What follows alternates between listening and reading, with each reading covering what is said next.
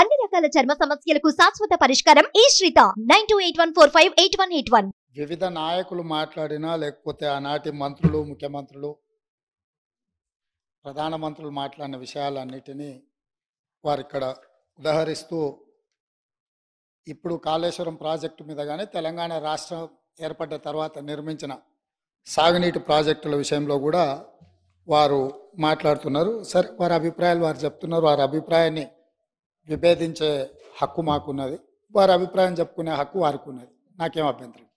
అయితే అధ్యక్ష, తమరి ద్వారా తెలంగాణ సమాజానికి అత్యంత కీలకమైన అంశాన్ని, ఇతరులు ఎవరో చెప్పిందో మనము చేపట్టిన చర్యలు లేదా పనుల మీద ఇతరు ఇచ్చే నివేదికను మనము ఆమోదించవచ్చు, తిరస్కరించవచ్చు, భిన్న అభిప్రాయం చెప్పడానికి కూడా అవకాశం ఉంది.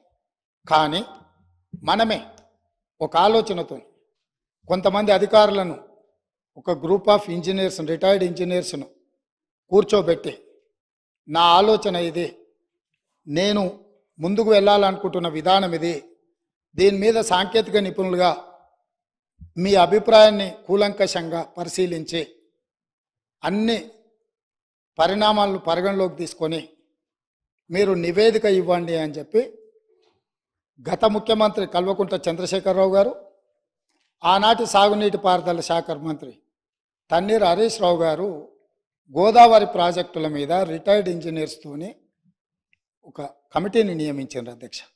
ఆ కమిటీ ఇచ్చిన నివేదికను తమ ద్వారా ఈ సభ రికార్డులోకి మొత్తం తేదలుచుకుని ఇందులో కొన్ని అంశాలను మాత్రం నేను చదివి వినిపిస్తాను. ఆనాటి పత్రికలలో వచ్చిన వార్తలను కూడా నేను చదివి వినిపిస్తాను కొంతమేరకు. ఈ మొత్తం రికార్డును నేను సభలో రికార్డు ప్లే చేయదలుచుకున్నాను. నేను ఈ చదివి వినిపించిన తర్వాత ఈ టోటల్ రికార్డు సభ దీంట్లోకి తీసుకోవాల్సిందిగా తమరి నేను విజ్ఞప్తి చేస్తున్నాను అధ్యక్ష. ఈ report of committee barrages and Godavari and Pranahita Chevella, ఈ కమిటీని ఆనాటి ముఖ్యమంత్రి చంద్రశేఖరరావు గారు నియమించారు. ఇది 14 పేజీల కమిటీ నివేదిక ఇచ్చింది అధ్యక్ష.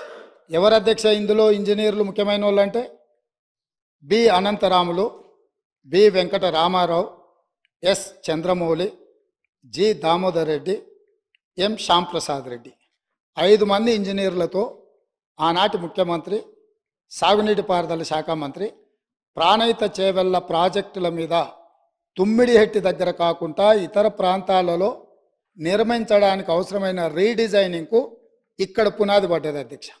ఈ పునాది పడ్డ తర్వాత వీళ్ళు పూర్తి స్థాయిలో మొత్తం గోదావరి జలాలకు సంబంధించిన హిస్టరీని మొత్తం ఇందులో పొందుపరిచింది అధ్యక్ష.